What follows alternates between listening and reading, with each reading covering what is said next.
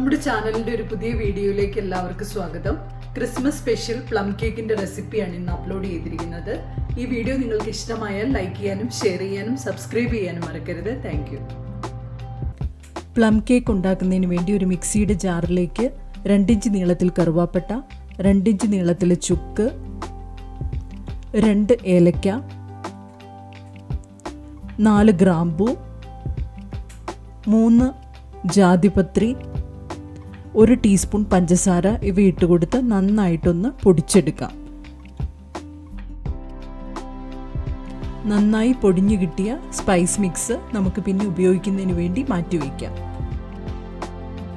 ഇനി sugar caramelise ചെയ്തെടുക്കണം. അതിനുവേണ്ടി ഒരു പാൻ സ്റ്റൗവിൽ വെച്ച് സ്റ്റൗ ഓണാക്കി അതിലേക്ക് 1/2 കപ്പ് ബ്രൗൺ ഷുഗറും 1 ടേബിൾ സ്പൂൺ വെള്ളവും ഒഴിച്ചു കൊടുക്കാം. മീഡിയം ഫ്ലെയിമിലിട്ടതിന് ശേഷം ഷുഗർ നന്നായിട്ടൊന്ന് മെൽറ്റ് ചെയ്തെടുക്കണം. നന്നായിട്ട് ഇളക്കി കൊടുത്തുകൊണ്ടേയിരിക്കണം. കുറച്ച് തിക്കായി ഒരു റിച്ച് ബ്രൗൺ കളറായി കഴിയുമ്പോൾ ഫ്ലെയിം ലോയിലേക്കാക്കിയിട്ട് 1/2 കപ്പ് ചൂടുവെള്ളം പാർട്ടായി ഇതിലേക്ക് ആഡ് ചെയ്ത് കൊടുക്കാം.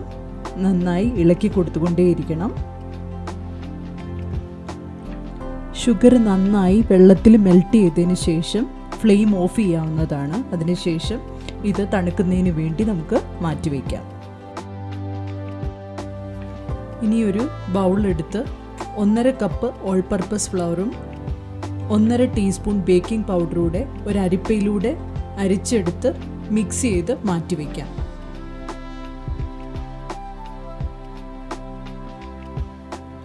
ഇനി റൂം ടെമ്പറേച്ചറിൽ കീപ്പ് ചെയ്തിരിക്കുന്ന 225 ഗ്രാം ബട്ടർ നന്നായിട്ടൊന്ന് ബീറ്റ് ചെയ്തെടുക്കാം. ബട്ടർ നന്നായിട്ട് ബീറ്റ് ചെയ്തിട്ടുണ്ട്. ഇതിലേക്ക് 1 കപ്പ് ഷുഗർ ആഡ് ചെയ്ത് കൊടുത്തിട്ടുണ്ട്. പൗഡേർഡ് ഷുഗറാണ് ആഡ് ചെയ്തിരിക്കുന്നത്. അതും നന്നായിട്ടൊന്ന് ബീറ്റ് ചെയ്തെടുക്കണം. ഇനി 4 മുട്ട 1/1 ആയി ചേർത്ത് കൊടുത്ത് നന്നായിട്ട് ബീറ്റ് ചെയ്തെടുക്കാം.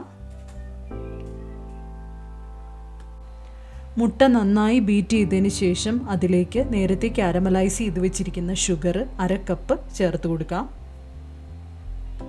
പിന്നെ 1 ടീസ്പൂൺ ലെമൺ ജ്യൂസ് ചേർത്ത് കൊടുക്കാം. 1 ടീസ്പൂൺ വാനില എസൻസ്, പിന്നെ വേണ്ടത് 1/4 ടീസ്പൂൺ ഉപ്പ്. ഇത്രയും ഇൻഗ്രീഡിയൻസ് ചേർത്ത് നന്നായിട്ടൊന്ന് ബീറ്റ് ചെയ്തെടുക്കാം.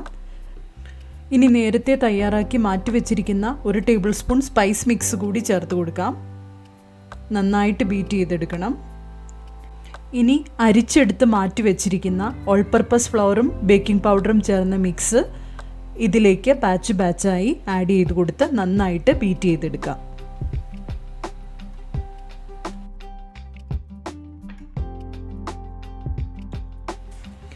നമ്മുടെ കേക്കിൻ്റെ മെയിൻ ഇൻഗ്രീഡിയൻ്റായ സോക്ഡ് ഡ്രൈ ഫ്രൂട്ട്സ് ആണിത്.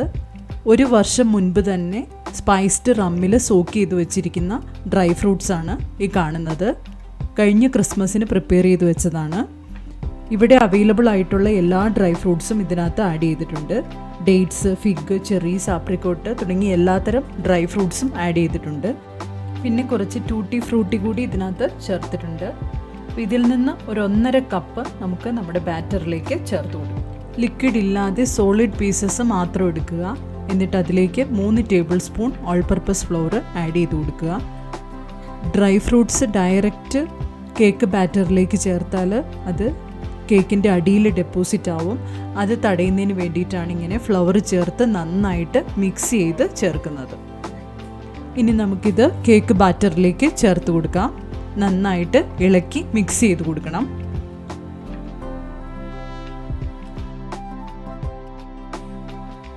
ഇനി സോക്ക് ചെയ്ത് വെച്ചിരിക്കുന്ന ഡ്രൈ ഫ്രൂട്ട്സിൽ നിന്നും 1/4 കപ്പ് ലിക്വിഡ് എടുത്ത് നമ്മുടെ ബാറ്ററിലേക്ക് ചേർത്ത് കൊടുക്കാം. നന്നായിട്ടൊന്ന് ഇളക്കി മിക്സ് ചെയ്ത് കൊടുക്കാം.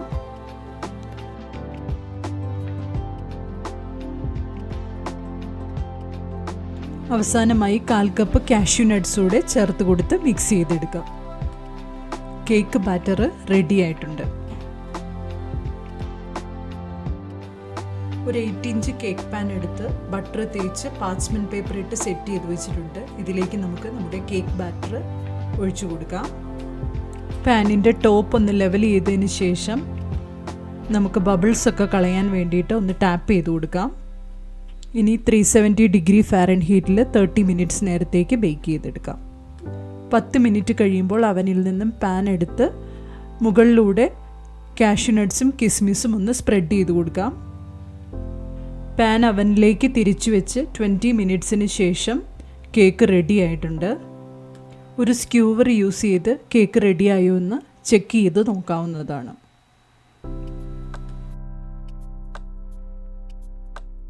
നമ്മുടെ കേക്ക് നന്നായിട്ട് ബേക്ക് ചെയ്ത് കിട്ടിയിട്ടുണ്ട്.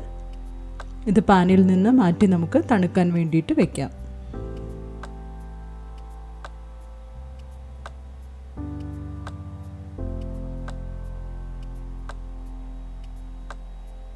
കേക്ക് നന്നായിട്ട് തണുത്തതിന് ശേഷം ഒരു ബൗളിൽ കുറച്ച് റം എടുത്ത് കേക്കിന് മുകളിലൂടെ ഒന്ന് ബ്രഷ് ചെയ്ത് കൊടുക്കാം. കേക്ക് കുറച്ച് നാളത്തേക്ക് കേടുകൂടാതെ ഇരിക്കുന്നതിന് ഇത് ഹെൽപ്പ് ചെയ്യും.